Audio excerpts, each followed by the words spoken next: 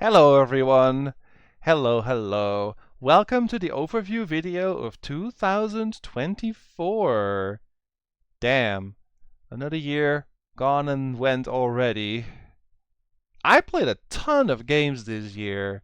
Like, maybe the highest amount in a whole year, but also because I did like a few games that were part of like a collection. And just some games were kind of short. But let's just go over them one by one and let's look back on the stuff that I've streamed this year. So, starting with Banjo-Tooie, awesome game, of course. Like, I love the first one. Second one is even better. I had a great time with it. I had some difficulties getting certain jiggies and like certain items to get 100%, but in the long run, was fine and was just in general a really good start of the year. After that, that was, yeah, Fool's Errand. That is probably the biggest surprise I had this whole year. That was such an amazing puzzle game.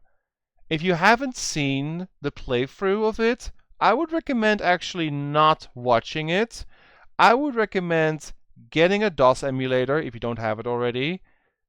Find it on Abandonware and just download it and play it. It is such a phenomenal puzzle game with like puzzles within puzzles. It was one of the best puzzle games I've ever played in my whole life. It is so intuitive, so genius, so simple, and yet so complicated at the same time. I cannot do it justice. Go play it yourself. If you at any point like get stuck, you can watch my playthrough. I did finish it eventually. I didn't have to Google anything, which is great because I was worried that it's going to be too cryptic, but while some things were a little tricky, I had some help with some people in the chat, and we figured things out all by ourselves, and in the end, did not have to look up a single thing. So it's not too hard, but you have to really think outside of the box sometimes. Fantastic game, can highly recommend it. After that, I played Healer's Quest. That was such a silly little game. Basically, a whole parody on the whole MMO experience where the healer is getting shunned to death and be like, healer doesn't matter, healer is stupid, healer is just there to heal, doesn't do any damage, he doesn't matter for the rolls, he doesn't matter for the loot drops, that kind of stuff. It's such a hilarious game. I really enjoyed it. I'm looking forward to the Necro story of the same creator, who is basically doing the same thing but with a Necromancer this time. So I will probably stream that game as well at some point, whenever it is on my list. Then I played Rygar, the Legendary Adventure. What a ham of a game. Like, that is. I like Rygar, the original game on NES. It is a great game. This one I played, I was like, this is so corny. This is so silly. It's basically God of War light, but with a very silly story, very clunky cutscenes. It's not a good game. It's entertaining though. I had fun playing it, but I wouldn't say it's like a very good game. It's just a funny, tongue in cheek, not too difficult, except for one challenge game with a lot of little secrets, and I enjoyed it. It was good. It was not the best game I've ever played, but it was, worth checking out, at least for me as a Rygar fan. It was interesting. I liked it. Now we get this one. Oh yeah, nostalgia. I streamed Animal Quest and Dinosaur Predators, both very old DOS games, very entertainment games, where you're basically going around on a grid as an animal you pick, and you eat things you can eat, you avoid things you need to avoid. You get to the end, you get like a little jingle, haha, you did it, and that's kind of it. You can check stuff in the game with a magnifying glass, like you can check out, hey, what does this snake eat? Oh, what is the scientific name of this thing? Or, oh, how does this plant is named? What is this terrain called? What is this time period called for the dinosaurs and so on? It's a very cute kiddie entertainment game with some very high quality midis. Like it's a very silly game. I just played it for nostalgia's sake. I had both games growing up as a kid, and I just wanted to share them for the bigger audience. Funny little games. I did enjoy them going through them again. After that, I revisited Dragon Sphere, one of the quirkiest point and clicks I've ever played. I streamed it on I played it on YouTube a while ago, like a good couple of years ago. I decided to just revisit it on stream on Twitch. And let me tell you, some of the puzzles are still as tricky as they were back then. Good game. Not the best point and click in the world, but definitely worth checking out if you do like point and clicks. It has a few interesting puzzles and it has some neat pixel art. Like, it looks really good. Yeah, would recommend to anyone who likes old or older point and click games. It doesn't have a text interface, it just has mouse, like as you're expecting from standard point and clicks. But there are some puzzles in there that need a little bit of thinking, and there are sadly one or two that you may have to Google because they're really, really cryptic. But for the most part, you should be okay just playing it by yourself. Then I revisited Battle Kid. That was fun to revisit. It's a very, very nice retro styled. Basically, I Would Be the Guy like game for NES. It's very interesting and very difficult and very good music. Like, in a lot of things, it's very good. And I have yet to play the sequel, but I will at some point check it out. Maybe sometime next year. Who knows? I have such a huge to-do list, so it's gonna show up at some point. After that, I streamed Final Fantasy Mystic Quest. What a great game. It's a bit of a black sheep in the Final Fantasy franchise. A lot of people either don't know it exists or don't really, give it the credit it needs or deserves. I'd say it is a decent game. Like, the critique most people give it is that it's too easy. And I can see it. It's sometimes a bit too easy, and it's like, if you have the right gear and the right weapons, you can basically just two-shot every normal enemy in the game. Like, okay, it is not the hardest Final Fantasy game, but it's charming. It has some silly humor. It has good music. Like, it's not a bad game. But if you want to compare it to other Final Fantasy games, like Final Fantasy 6 or 7 or 9, yeah, it's gonna fall. It's gonna like pale in comparison, of course. But it's not a bad game. It is quirky. It is fun. I did like it, and well, Chet liked it too. So I'm just happy that sometimes I can just share something to the stream that they don't know or that they have like overlooked or ignored, and be like, huh, it's actually an okay game. Or actually, I kind of like the game.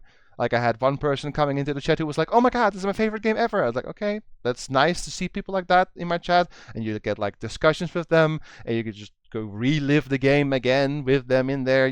That's the kind of experience that I really enjoy. Just having fans of a certain game in my chat and talking to them is the best experience I can have while streaming. And that makes me smile that I have picked a game that they really like, and I am just, going through it myself and sharing my experience with them, and just basically let them relive the game through me. It's a bit difficult to explain, but basically, I love it when people come to my stream and are like, hey, you actually give a damn about this game. And yes, I do give a damn about basically any game that does not get the recognition that they deserve. That it deserves. Let's move on to speaking of classics, Castlevania, Civilization 2. It's because I played Castlevania recently. I said Civilization 2 is a phenomenal game. I cannot put into words just how amazing this is. I have spent weeks, months, potentially years of my life just doing scenarios, making maps, playing random maps, playing the expansion that I have yet to stream. But either way, Civilization 2 is one of the best, if not, well, the best early Windows progressional, tactical, like, city building games I've ever played. There are many more in the franchise. I've played up to 4. I like 2 the best. Like, it has the best of everything. In my opinion, the best music, the console system is amazing, the Wonders movies are delightful, it has a lot of quirks, it has a lot of interesting things you can do, it has the right difficulty settings, like, everything about 2 is just the best for me. I did like 3, I stopped playing after 4 because I was not really feeling 4 anymore, and I know that there's more than 4, I think there's 5, maybe even 6 by now, but 2 is the Civilization game for me. Like, it has like everything I ever want from a game like that, and it's such a delight to play it with chat. and then have like people pick cities and become mayors and have like affect the voting and stuff like that.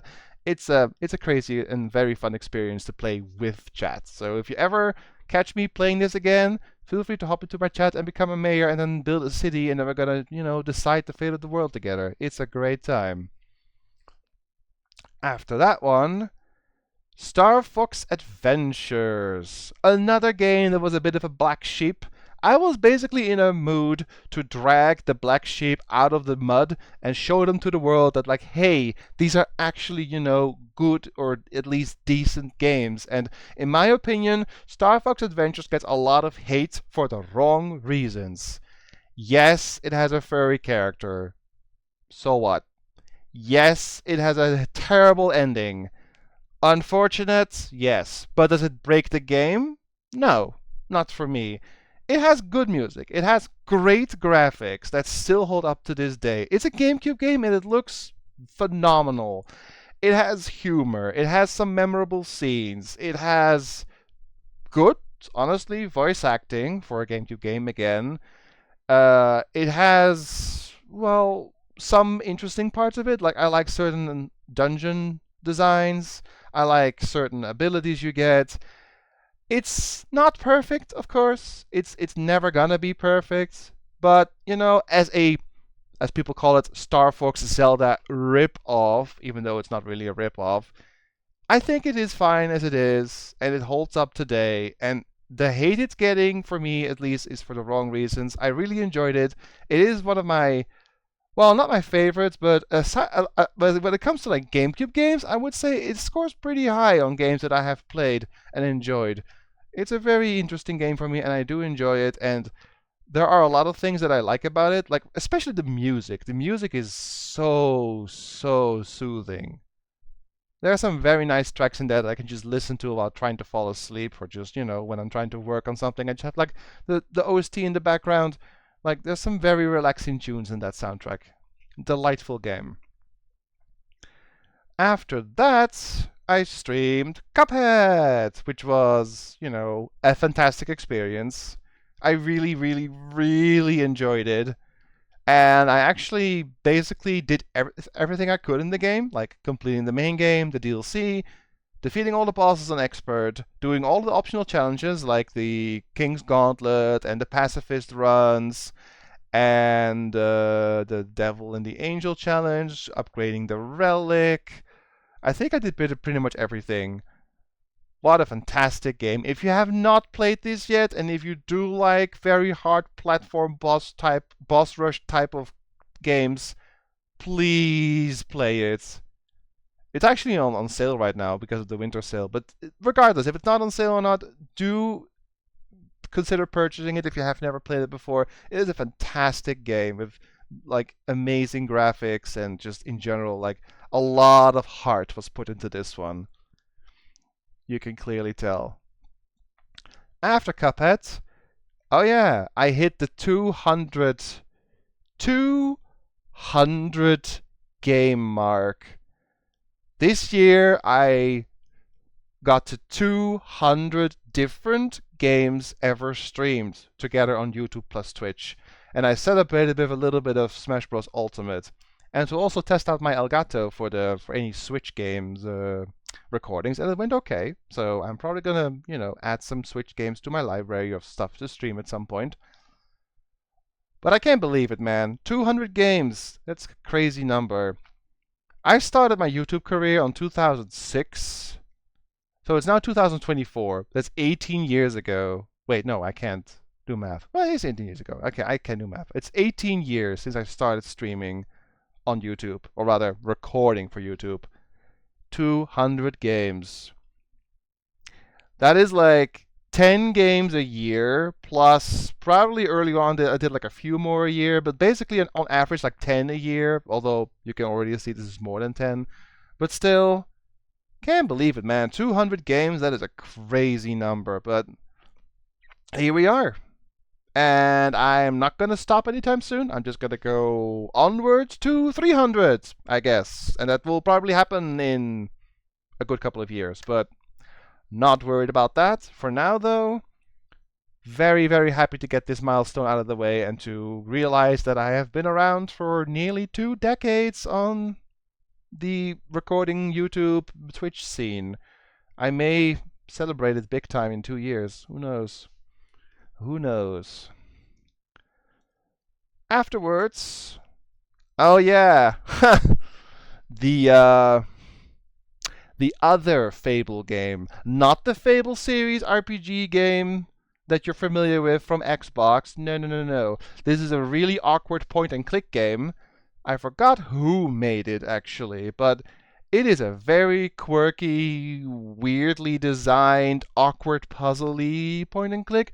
If you want to be surprised and play a point and click that is very like not traditional and has really strange puzzle solutions and a lot of like fake red herring items, you could check it out. It has a really weird ending. It has a really strange setting. It doesn't even have a soundtrack. Like I don't think the game even has music. Aside from the title screen, I don't think it has any music. It's a really awkward game. If you don't want to play it yourself, check out the playthrough that I did. You'll be surprised just how silly this game is in many, many ways. Next up, ActRaiser Revisit. Oh man, what a classic game. I love the original ActRaiser. It is such a phenomenal game. A weird mix between city building, RPG, and platforming, and it works so well. Like, it has a lot of religious undertones, but that was just the thing that happened during that time when a lot of games of the same same era did that.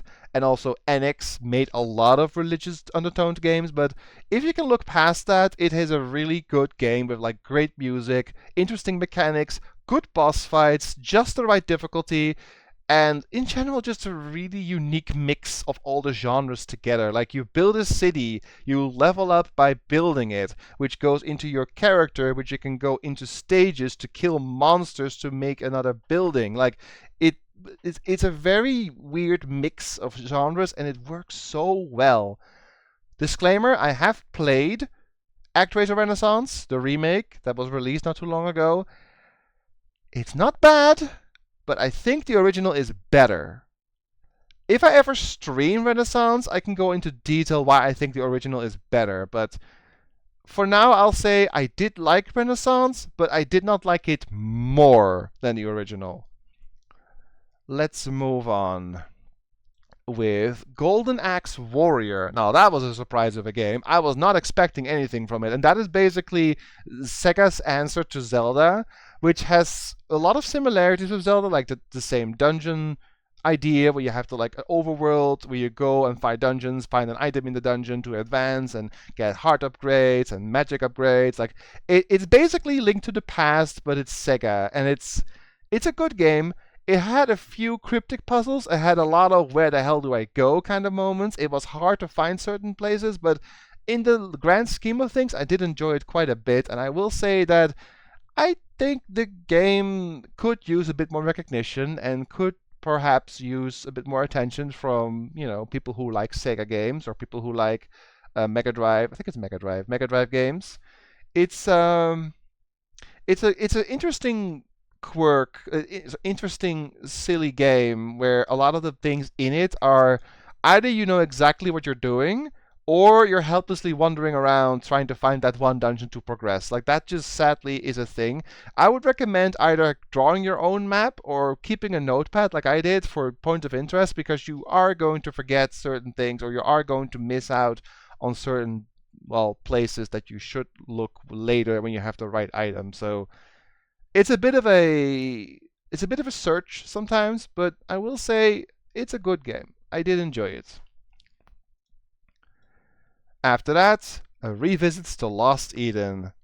Ah man, what can I say about Lost Eden? It's one of the weirdest yet most satisfying point and clicks I've ever played because of the setting, because of the soundtrack, because of the visual style.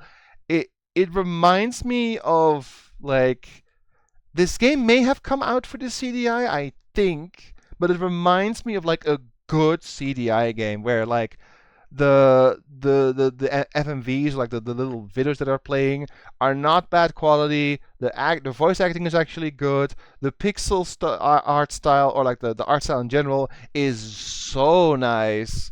And yeah, it's not a really hard game. It's not a really like engaging game. You don't do much in terms of, gameplay. You literally just find items and click. That's kind of it. But it's an experience, and it's a really, really well thought and built, like, cohesive story. Like, yeah, there is a overarching storyline that you're doing while you are going through the valleys and building citadels and getting the dinosaurs back together and so on.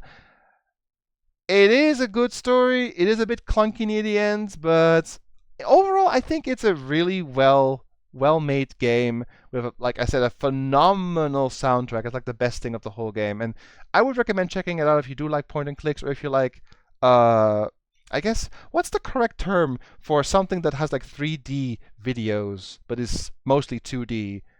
I honestly just categorize it as like CDI game, but that's the wrong term because it's hard to describe. I guess check it out for yourself. I have a playthrough of it on my channel, and I would recommend just playing it. You can also buy it on Steam. I think it's there.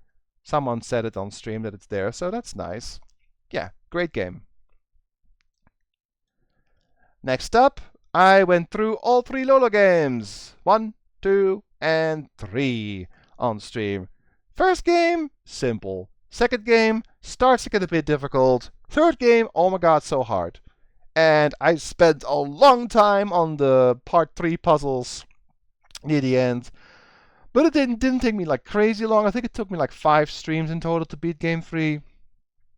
It's a fantastic puzzle series. If you like puzzle games, if you especially like the old Sokoban style of games where you have to push boxes, this is like a quintessential game you should really play. All 3 games are great. Play the first one to get like into the swing of things, and then the second and especially the third one are for those that want a challenge. So yeah, all 3 are amazing, and I wish they would make more of these, but I think the people, HAL Laboratory, who made these are kind of done with Lolo, unfortunately. Would love to see more. After that, I've been looking for a replacement of Stream Animals, since that game, sadly, to my experience and my chat's experience, has kind of died. I've been looking for another game to play with my stream chat once in a while, and I've landed on Kukuro, which is an interesting mix of little mini games where sometimes streamers like plays with the chat or against the chat, and yeah, I've been enjoying it. It's just something, silly to do in between games, or when I don't feel like starting a new game, I could just, play this for an hour or two, where I just, do silly mini games, have a bit of fun, a bit of banter, a bit of chatting. It's a fun collection of stuff. Yeah. Do recommend it for anyone who is streaming and wants to engage more with their chat. Really fun stuff. After that, I spent 17 streams in total with a friend group, with a bunch of friends in that friend group, like 6 or 7 friends, to go through Ace Attorney Spirit of Justice, and what is a phenomenal journey.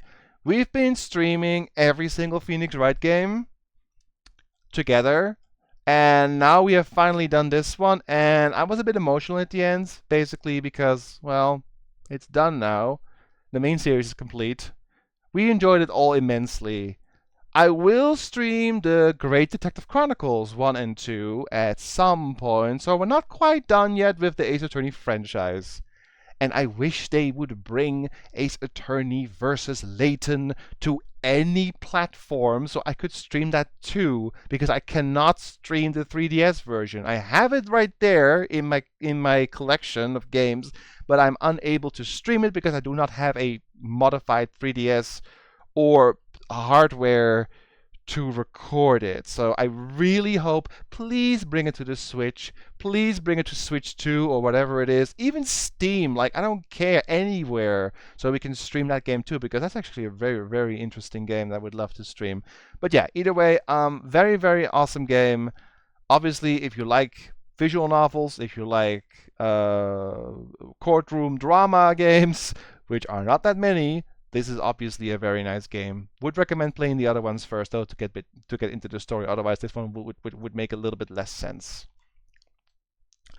Now, the most recent game that I finished was Castlevania: Lament of Innocence, and I was one of the few Castlevania games that I never actually finished. So I went into it kind of blind, and I was happily surprised that I enjoyed it a lot more than I would think at first. What a great game. Castlevania Lament of Innocence stole my heart. Like, at first I was a bit unsure about it, but gradually I grew to love it, and I've even completed all the other modes. Like, I've completed Joachim mode, and I've completed Pumpkin mode, and I even did the boss rush, and I got, like, all the accessories that matter. Like, I did everything that I could, except crazy mode, but everything else was done, and it was so much fun, and I really enjoyed it. It has a great soundtrack. Like, I'm a sucker for atmospheric, eerie songs. And Castlevania Lament of Innocence has like one or two really, really good atmospheric tunes that just, I'm gonna remember those forever. Like, they were so good. Fantastic game. If you've never played it yourself before, go fix that. You don't need to play any other Castlevania game. It has no connection. I think it's one of the first ones in the timeline even. So you can literally play this without knowing anything about Castlevania and have a great time. So yeah, great, great stuff. And then I have one small announcement to make. I am going to start this weekend, upcoming Friday, which is the 27th, I am going to start a massive project. One project I have been trying to get working and trying to set up and trying to like get all the preparations done for literally months, maybe even a year. And I'm now finally at the point where I can say I am going to stream the entire Metroid franchise starting this weekend. Zero Mission, Metroid 2, Samus Returns, Metroid Prime 1, Prime 2, Prime 3, Super Metroid, Other M, Fusion, and Dread. All of them, back to back. The entire main line, for two reasons. One, I freaking love Metroid. I wanted to stream them all for so long, but there were so many hardware difficulties I had to overcome, but I'm finally there. Two, in celebration of Metroid Prime 4 finally getting announced. Like, for real, I'm so excited. So yeah, that's going to be the start of my next year. 2025 is going to be basically 3 months of Metroid games. It's going to be great. Obviously, I've played all of them before, and yes, I've 100% of them before, but I've never streamed them. And I'm like, once in a while, I just want to stream something that I personally love. Like, all of the games here, I have some connection to them, and I do enjoy all of them what I stream. But Metroid has a very special place in my heart. It's one of the few franchises that consistently has made me smile. Every entry is amazing in their own way, and I can't wait to share them with my Twitch chat for those who have maybe not seen all of them or are not familiar with the game at all, with the franchise at all. Hopefully a lot of people will grow to love Samus and her crazy space antics, galactic antics. So, yeah, that's my overview of this year. A lot of games, but a lot more coming next year. Aside from the Metroid stuff happening in the next 3 months, I have a few things I want to share, but I think I've been on and on enough already. If you want to know what else I am cooking up, check out my monthly posts in my YouTube community tab, or just come hang out with the streams, because sometimes I do drop some hints here and there what I'm going to stream otherwise the rest of the year. So yeah, I'm going to close shop here for now. I'm going to wish you all a very Merry Christmas and a great New Year. Uploads of the Castlevania Lament of Innocence playthrough will start soon. And aside from that, I'll see you all next year. And you guys have a great time. And thank you all so much for the support and the comments and the watches and everything. And I'll see you later, guys. Take care, and bye-bye.